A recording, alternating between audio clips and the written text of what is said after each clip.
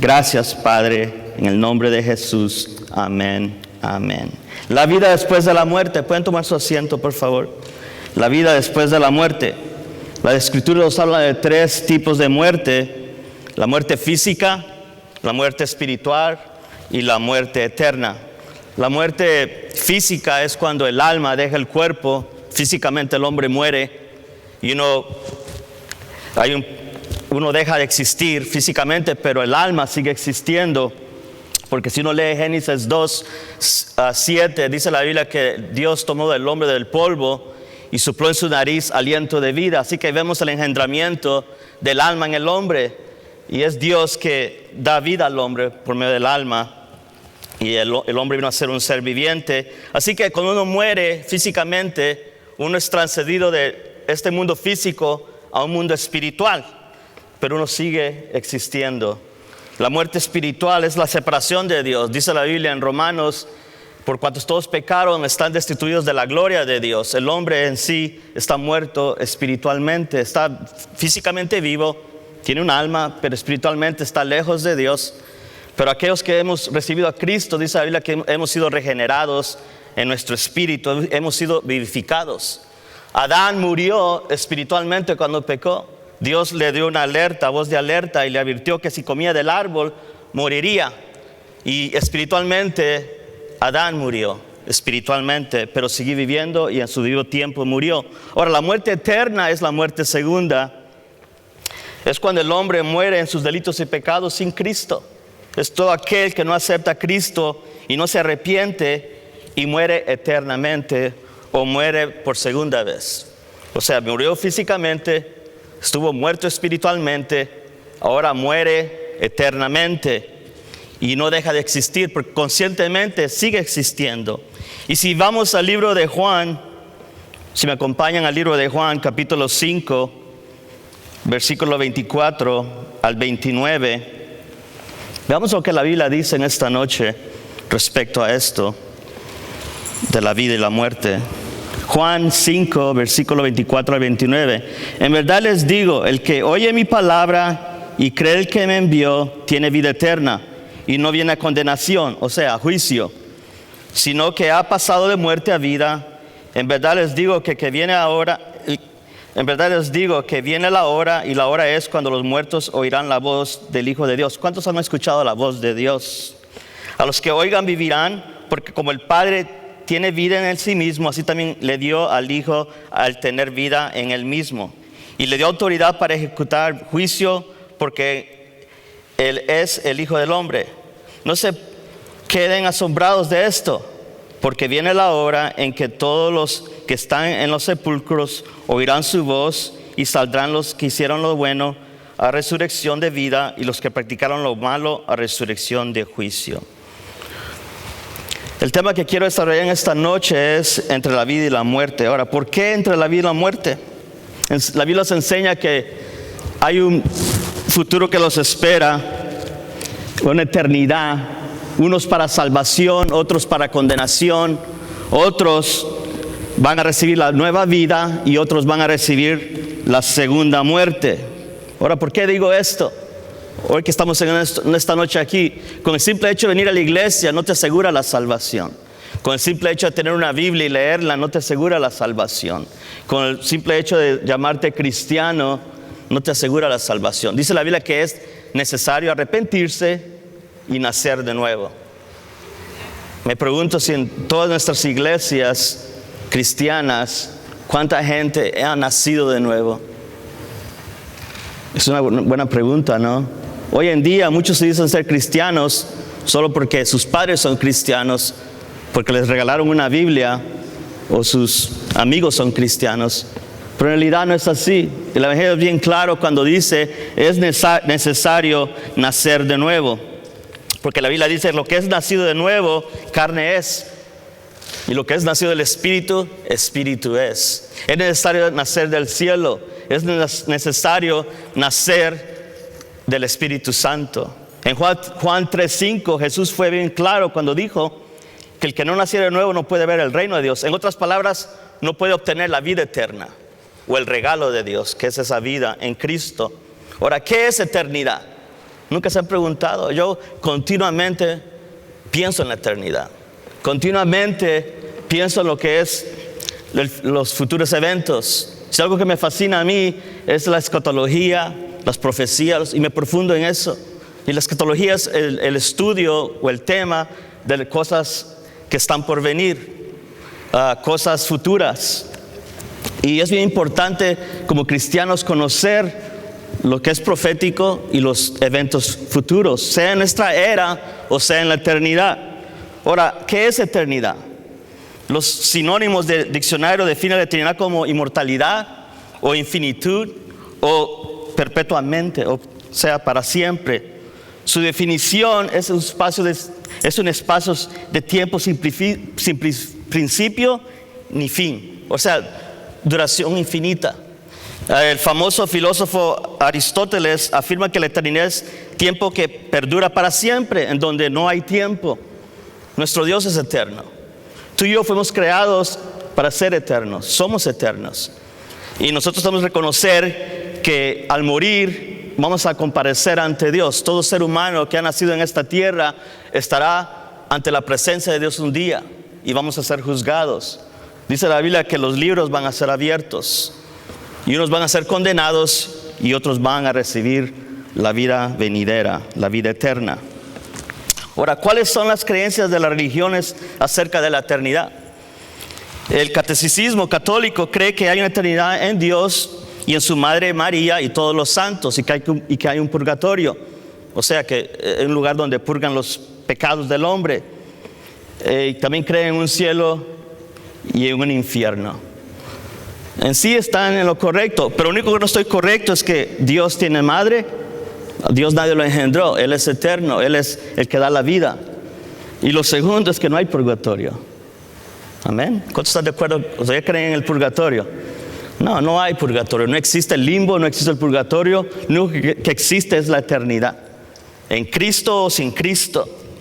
La Biblia dice en Juan 17:3, y esta es la vida eterna, que te conozcan a ti, al único Dios verdadero, y a Jesucristo a quien has enviado. Solo hay un Dios verdadero, y ese es Jesucristo, el único Dios verdadero que está en nuestras vidas, a quien Dios ha enviado. Dios no envió a María para salvar, Dios usó a María para traer al Salvador. En Jesús está la vida eterna.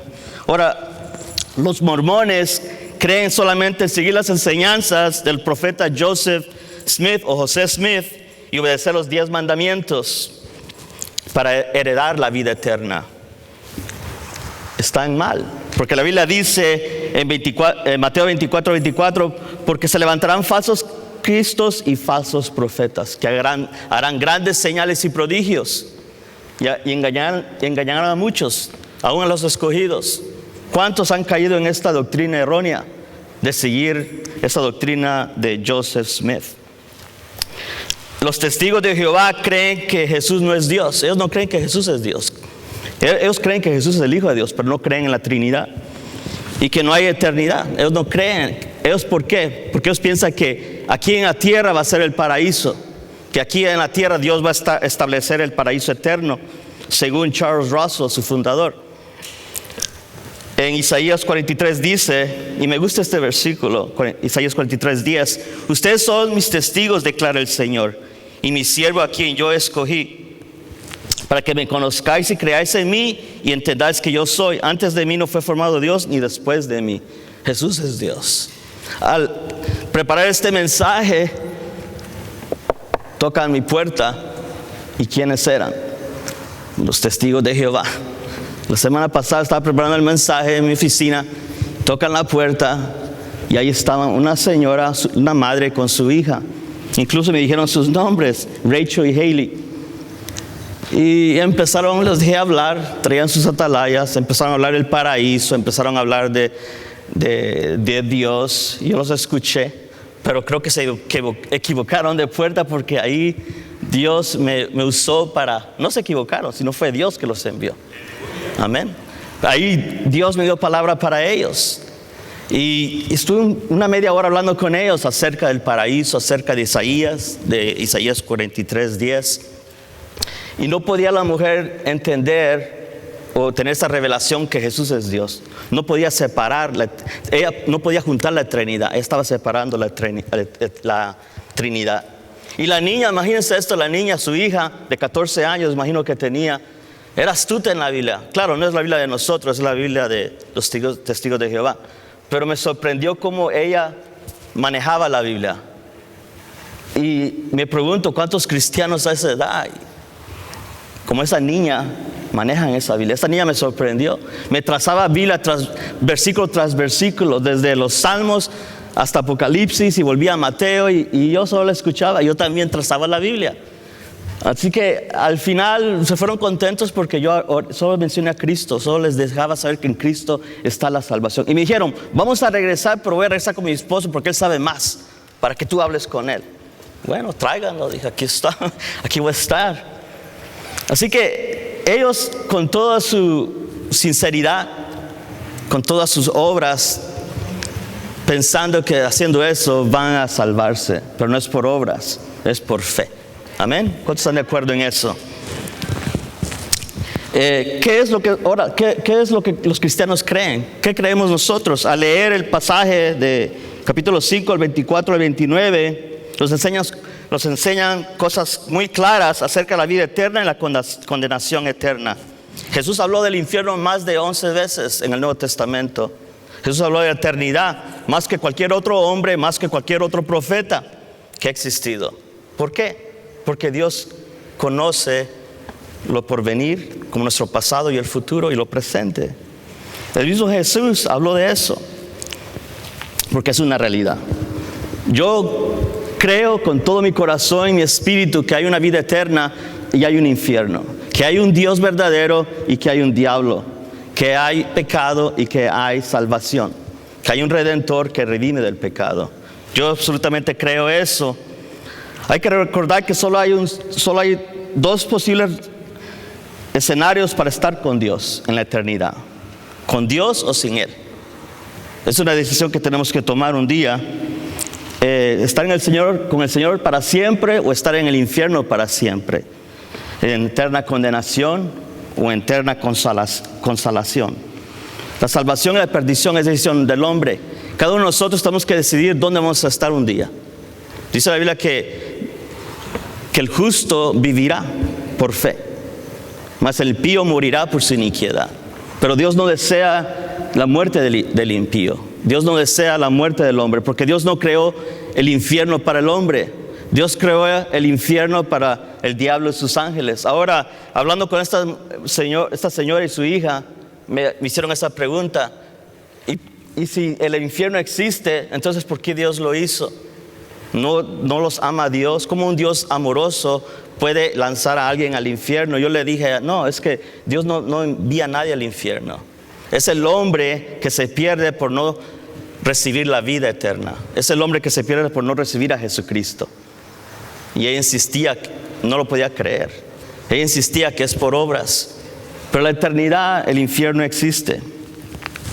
Una historia que Jesús narró acerca de esto y que es bien claro en la Biblia es la historia de el rico y Lázaro. Dice la Biblia que había un rico que se vestía espléndidamente de lino y fino y hacía banquete cada día. Pero también había un hombre mendigo que estaba lleno de llagas a la puerta de la casa del rico, de su mansión. Y deseaba este hombre, Lázaro, comer de las migajas que caían de la mesa del rico. Y aún incluso la Biblia dice que este hombre Lázaro no tenía amigos que se sintieran por él, que lo pudieran consolar. Los únicos amigos que tenía eran unos perros que venían a lamer sus heridas. Pero dice la Biblia que murieron físicamente. El hombre rico fue sepultado, pero Lázaro, dice la Biblia, que fue llevado al seno de Abraham por medio de ángeles. Y dice la Biblia que estando en tormento, el hombre rico clamó a Abraham, miró a Lázaro y a Abraham y le clamó que mandara a Lázaro a que mojara la punta de su lengua con su dedo, porque estaban en el infierno, en llamas, en el Hades. Él deseaba que Lázaro mojara la punta de su dedo con agua para apagar ese tormento. Pero Abraham le responde, y porque eso es real. Si Dios, Jesús, habla de Abraham es porque es una historia real. y le dijo, mira, en tu vida tuviste muchos bienes y Lázaro muchos males. Ahora este es consolado y tú atormentado en esa llama. Pero aún insistió. Pero mira, Abraham, envía a Lázaro a que vaya a predicarle a mis hermanos en la casa de mi padre, para que ellos no vengan a este lugar. Mira, todavía está dando órdenes. Esa es la altivez. Este hombre rico no murió por sus riquezas. Él murió en pecado y fue a ese lugar porque no tuvo cabida en su corazón para Dios. No eran las riquezas que lo hundieron, que lo llevaron a la perdición. Fue su incredulidad, fue su indiferencia. Él dice la Biblia que el que no es rico con Dios es pobre. Y Lázaro, que no tenía nada en toda su enfermedad, en todo lleno de llagas, amaba a Dios. Amaba a Dios. Así que no se crea ese evangelio que uno está bendecido siendo prosperado. No, este hombre no tenía nada y amaba a Dios. Y era próspero espiritualmente en todo. Y dice la Biblia que Abraham le contestó al hombre rico, le dice, si aún se levantare uno entre los muertos, no creerán. Y es verdad. Uno se levantó de los muertos y no sigue la gente no creyendo. La gente no sigue creyendo en el evangelio de salvación. Aunque tiene mucha gente religión, aunque tiene mucha gente la ley y los profetas, no creen en la resurrección de Cristo. Porque Cristo se levantó entre los muertos. Cristo se levantó entre los muertos. Y Él vive para siempre. Y si Él vive, nosotros vivimos. Amén. Ahora, la muerte eterna es descrita en las Escrituras como el fuego eterno. Eso lo encontramos en Juan 7, Mateo 18, 8, Mateo 25, 41. Y también es definido como el castigo eterno. Eso es en Mateo 25, 46. Y también el juicio eterno, Hebreos 6, 2. Y la eterna perdición. Eso lo encontramos en Segunda Tesalonicenses 1, 9. Ahora, ¿en qué consiste la vida eterna según la Biblia? ¿En qué consiste la vida eterna? Si me acompañan una vez más a Juan capítulo 5, versículo 24, Juan 25, 24, mira lo que dice ahí. En verdad les digo, el que oye mi palabra y cree al que me envió, tiene vida eterna y no viene a condenación, sino que ha pasado de muerte a vida. ¿Qué dice ahí? Ha pasado de muerte a vida. En estos versículos hace mención de tres cosas o tres etapas para tener la vida eterna. El primer paso es oír la palabra de Dios. Romanos 10, 17 dice, así que la fe viene por el oír y el oír la palabra de Dios. Escuchar la palabra de Dios. Muchas personas han oído el mensaje de salvación, pero no todos han creído el mensaje de salvación. Han escuchado un sermón, han escuchado una predicación, pero no han aceptado la palabra de Dios. El oír no solo es el acto de recibir la palabra de Dios, sino hay que atenderla, entenderla y aceptarla. Con simplemente oír un mensaje, esto no te asegura la salvación. Con oír una predicación no te asegura la salvación. Hay que escuchar la voz de Dios. Hay que escuchar la palabra de Dios. Lo segundo es creer al mensaje. ¿Cuánta gente incrédula no ha creído a este evangelio glorioso? ¿Cuánta gente se ha perdido la salvación por no ir acompañada por fe? Por no ir acompañada en creer. En Hebreos 11:1 es un versículo bien conocido. Hebreos 11:1 dice, ahora bien, la fe es la certeza de lo que se espera, la convicción de lo que no se ve.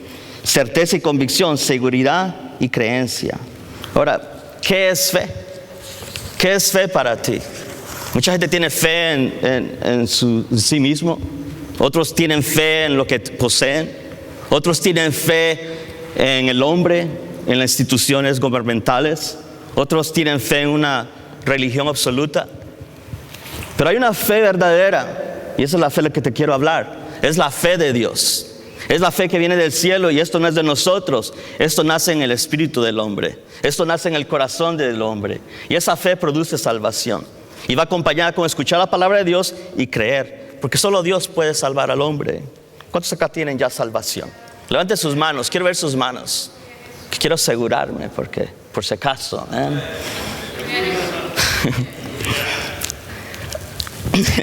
Por eso al oír el mensaje implica atención, entendimiento, aceptación y creer.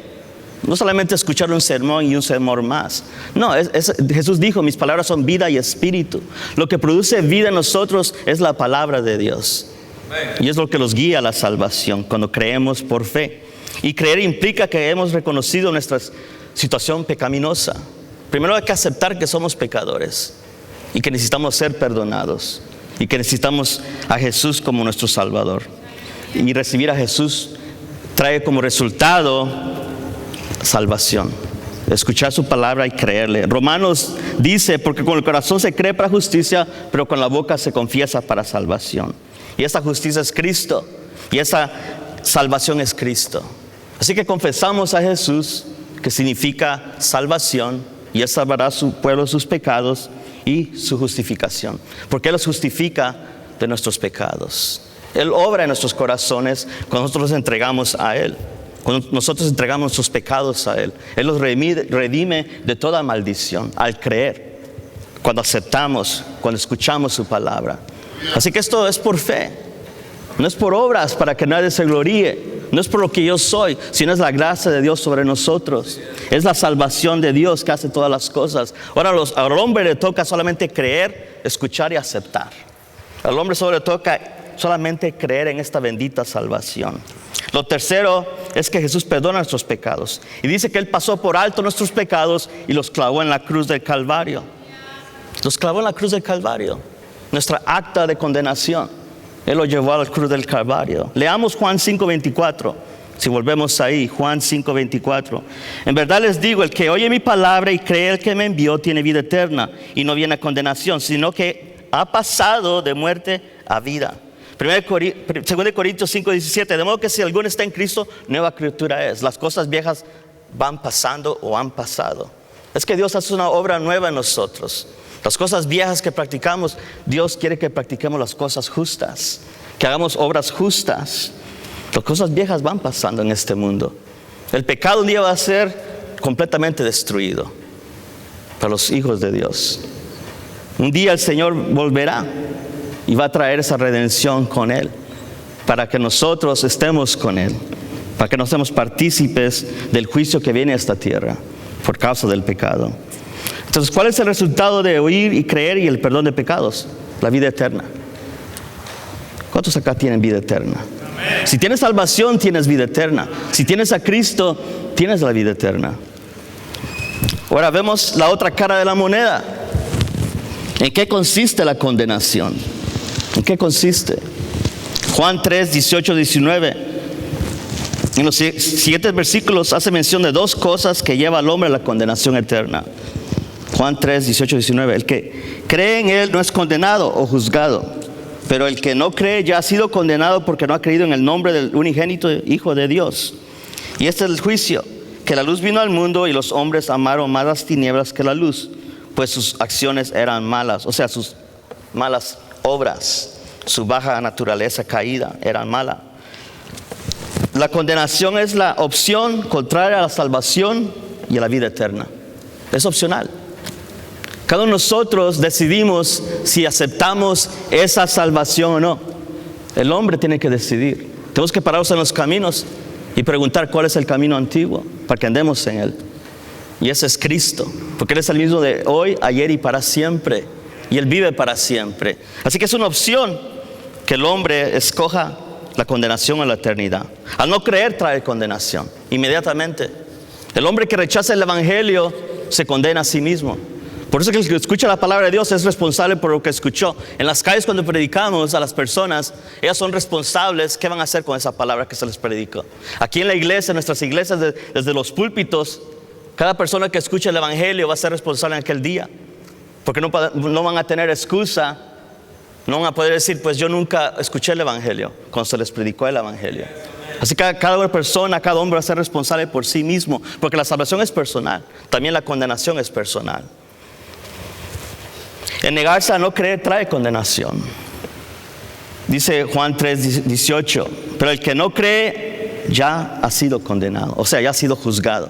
Jesús no vino a juzgar al hombre. No vino a condenar al hombre. Él vino a salvar al hombre. Pero en el postrer día, después del milenio, en el día del juicio, muchos van a estar ahí siendo condenados. Si oír y creer trae como resultado tener la vida eterna, pues entonces al no creer es igual a no tenerla. No tener la vida.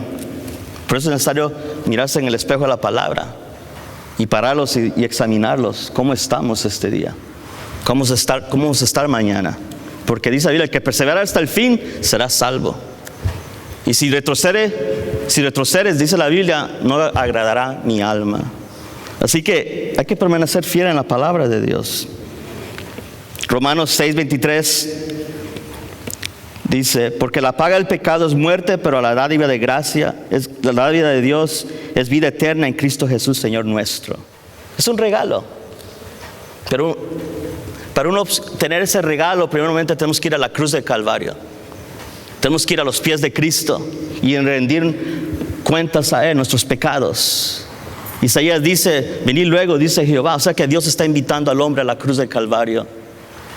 Porque es ahí donde nuestros pecados son perdonados. No hay otra manera, no hay otra opción. No es por religión, solo por la sangre de Cristo, bendita sangre de Cristo. Solo por el perdón de pecados por medio de la sangre de Cristo. Ahora, ¿cuántos creen ustedes que pesa el pecado? ¿Cuánto creen que pesa este pecado? Si Jesús oró y llevó la ira, la copa de la ira, ¿cuánto pesó ese pecado? De toda la humanidad. Se cuenta de un predicador que acaba de invitar a sus oyentes al arrepentimiento, cuando un joven exclamó diciendo, usted habla del peso del pecado, yo no lo siento. ¿Cuánto pesa? ¿20 kilos? ¿100 kilos? Dígame, le preguntó el predicador, si usted pusiera un peso de 100 kilos sobre el pecho de un hombre muerto, ¿lo sentirá él? No, ya que está muerto, contestó el joven. El predicador prosiguió, pues bien, el hombre que no siente el peso del pecado está moralmente muerto. Y así está nuestra sociedad. No saben que están muertos. Yo no sabía que estaba muerto. Antes de venir a Cristo, para mí era natural todo lo que hacía, normal. Pero el pecado me mató. Llegó una noche que la muerte me siguió. El suicidio me quería acabar con mi vida. Y Dios me encontró en ese hoyo cenagoso, en esa profundidad del Seol, se puede decir, lo espiritual. Y Dios sacó mi alma de ese lugar y me rescató. Yo estaba muerto al pecado, estaba juzgado ya, pero Dios tuvo misericordia de mí. Dios tuvo misericordia de ti. Dios tuvo misericordia de ti. ¿Por qué no adorarle? ¿Por qué no adorar al Dios que te salvó? ¿Por qué no rendirle gracias a Él? Porque cuán grande es esta salvación.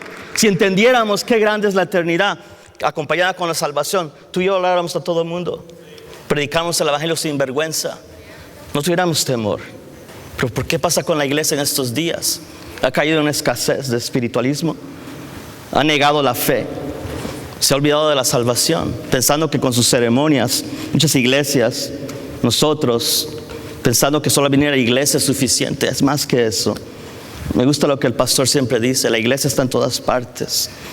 La iglesia está en todas partes. Hay que compartir esta bendita salvación al mundo perdido, a un mundo sin fe y sin esperanza, a un mundo incrédulo, para que la luz de Dios resplandezca en sus corazones. Si comprendiéramos qué grande es la salvación, los consagráramos más. Si comprendiéramos qué grande es Dios, lo amáramos a Él más. Pero la iglesia duerme. Por eso la Biblia dice, despierta tú que duermes y levántate entre los muertos y te alumbrará Cristo. Ya es tiempo que te levantes, ¿no? Ya es tiempo que despiertes de tu dormir. Ya es tiempo que evangelices. Ya es tiempo que prediques. Porque si tú no predicas, las piedras hablarán. Ahora si uno prende la televisión, va a la internet, los científicos están hablando. History Channel está hablando. Discovery Channel está hablando. Ellos están más interesados en la escatología que la cristiandad. Ellos están interesados más en los futuros eventos que la cristiandad. O sea que ellos están profetizando lo que el pueblo de Dios no está profetizando. Ya es tiempo que nosotros hablemos de Cristo a las almas perdidas. ¿No deseas que tus familiares se salven? ¿No deseas que tus familiares también se vayan al cielo? ¿No deseas que tu vecino se vaya al cielo? Hoy cuando fui a cortarme el pelo, había un joven al lado mío, Víctor. Yo saqué mi teléfono y empecé a escudriñar la palabra de Dios. Estaba meditando en el mensaje Estaba estudiando lo que es la historia de Lázaro y el rico. Y le pregunté al joven, lo miré, ¿has escuchado esta historia? Y le enseñé el teléfono. ¿Quieres que te la lea? Sí, me dijo. Se la empecé a leer, empecé a narrarle la historia. Y al final le empecé a explicar. Y me dijo, yo soy católico. Qué bien, le dije. Pero sabías que ni yo, ni como cristiano, ni los católicos, ni los mormones, ni quien sea que se llame religión, va a entrar al cielo, sino aquel que naciera de nuevo y se arrepiente. Yo no sabía eso, me contestó. Qué importante es compartir el evangelio en todo momento, cuando hay una oportunidad. Porque quién sabe, a ese joven le dije, quién sabe si hoy es tu último día aquí en la tierra. Es mejor que te arrepientas y arregles cuentas con Dios. Y aceptes a Cristo como tu Señor y Salvador. No aceptó a Cristo ahí, porque lo dejé en su pensamiento. Porque nosotros no sabemos, a las personas que les hablamos, cuándo van a aceptar a Cristo. Muchas veces pueden confesar con nosotros, haga la oración de fe,